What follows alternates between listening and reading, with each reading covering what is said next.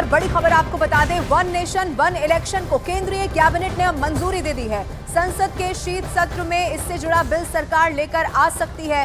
पूर्व राष्ट्रपति रामनाथ कोविंद की अध्यक्षता में वन नेशन वन इलेक्शन को लेकर कमेटी बनाई गई थी और इस कमेटी ने हाल ही में रिपोर्ट को सौंप दिया था। एक देश एक चुनाव पर कमेटी ने 62 पार्टियों से संपर्क साधा था और इनमें से 47 ने जवाब दिया। 32 पार्टियों ने एक साथ चुनाव कराने का समर्थन किया है, 15 पार्टियों ने इसका विरोध किया है और 15 पार्टियों ने इसका जवाब नहीं दिया है। कांग्रेस, आम आदमी पार्टी, बसपा और सीपीआई-एम ने एक देश एक चुनाव प्रस्ताव का विरोध किया है, जबकि बीजेपी और नेशनल पीपल्स पार्टी ने इसका समर्थन किया है।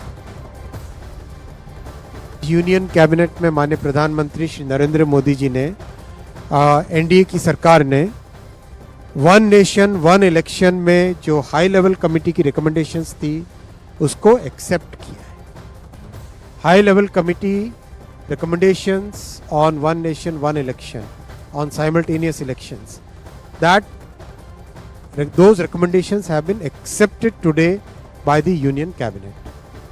And as you are aware, 1951 से 1967 तक इलेक्शन साइमल्टेनियसली होते थे। उसके बाद में 1999 में लॉ कमीशन ने अपनी 170th रिपोर्ट में रिकमेंड किया था कि one election to Lok Sabha and all legislative assemblies in 5 years होना चाहिए, जिससे कि देश में डेवलपमेंट चलता रहे। जो बहुत सारा खर्चा होता है इलेक्शंस के कारण वो ना हो, बहुत सारा लॉ एंड ऑर्डर और क्रिमिनल जस्टिस सिस्टम जो बाधित हो जाता है because policeman are totally deployed in maintaining the election law and order, वो सब जो बड़ा एक बहुत बड़ा एक डिसरप्शन रहता है वो ना हो। केंद्रीय मंत्री गिरिराज सिंह ने इस फैसले को चुनाव सुधारों की दिशा में एक बड़ा कदम बता दिया है। गिरिराज सिंह ने कहा है कि इस पहल से भारत के विकास की गति में और तेजी आ जाएगी। देश एक चुनाव, one nation one election, Narendra Modi ji शुरू से ही इसके पक्ष थे।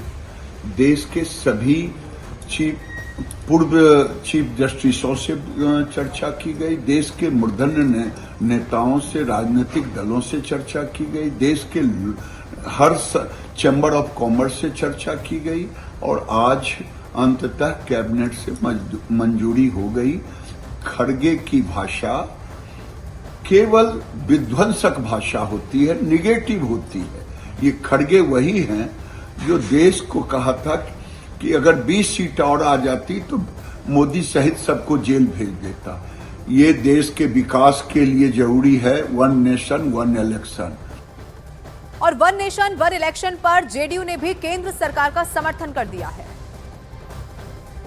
को कैबिनेट की मंजूरी एक स्वागत योग्य निर्णय है।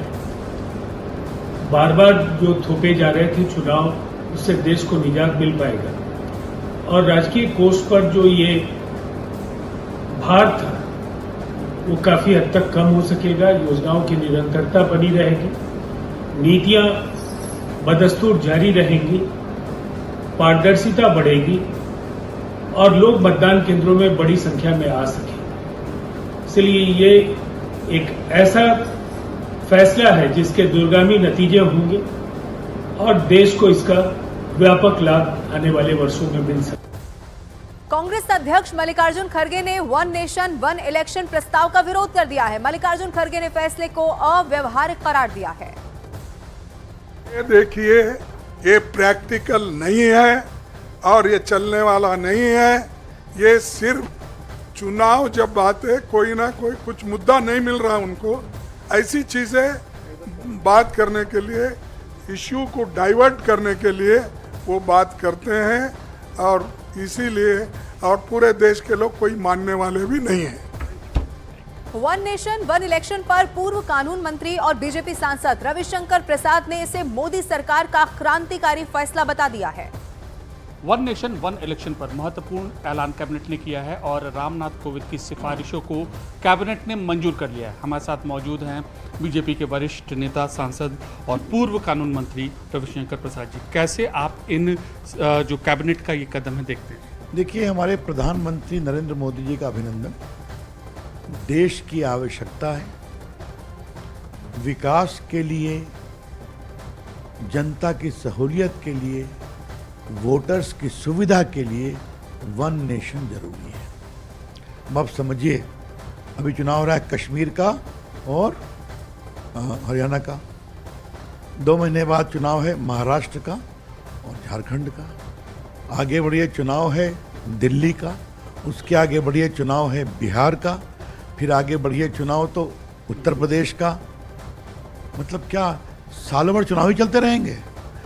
और जब भी चुनाव होगा लोग हल्ला क्या करते हैं कि साहब विकास को रोक दीजिए, मोदी जी प्रभावित करने की कोशिश कर रहे हैं। तो न विकास हो पाता है, उस पर राजनीति होती है, खर्चा बचता है, खर्चा बढ़ता है, चुनाव में खर्चा लगता है ना। तो इस सब को रोकने का रास्ता क्या है? वन नेशन वन इलेक्शन, एक देश एक चुनाव। रविशंकर जी, कांग्रेस ने निशाना साधा है, विपक्षी दलों ने निशाना साधा है, क्या कि ये तो मोदी सरकार की मतलब एक शगुफा है और हम अपना विरोध दर्ज कराते हैं। इसके अलावा वो क्या कहेंगे? लेकिन मोदी जी जो कहते हैं वो करते हैं कि नहीं? 370 समाप्त हुआ कि नहीं? 3 तलाक समाप्त हुआ कि नहीं? प्रभु राम का मंदिर बना कि नहीं बना? देश की सड़कें बनी कि नहीं बनी? देश का मोबाइल फ़ोन दुनिया में दूसरा मैन्युफैक्चरिंग बन गया कि नहीं? सेमीकंडक्टर बन रहे हैं कि नहीं? भारत में सेना के हवाई जहाज बन रहे हैं कि नहीं? कोरोना में टीका बना कि नहीं? ये सब करके दिखाया ना, तो ये भी कर देंगे, निश्चिंत रहिए। अच्छा, एक और अंतिम सवाल, चूंकि आप भी कानून के विधिविद रहे हैं और आपने भी देखा है, तो कुछ प्रक्रिया इनपुट आप लोग से भी लिया गया था इस पूरे इसमें? अब वो तो चर्चा हुई थी, अब वो बाद में करेंगे, लेकिन इसके लिए कुछ जो कानूनी बदलाव की आवश्यकता है वो करेंगे। आज केंद्र सरकार ने इसको स्वीकार करके अपना मानस साफ कर दिया है कि हम एक देश एक चुनाव की ओर आगे बढ़ेंगे। Amit Pandey, Delhi, news 18 India.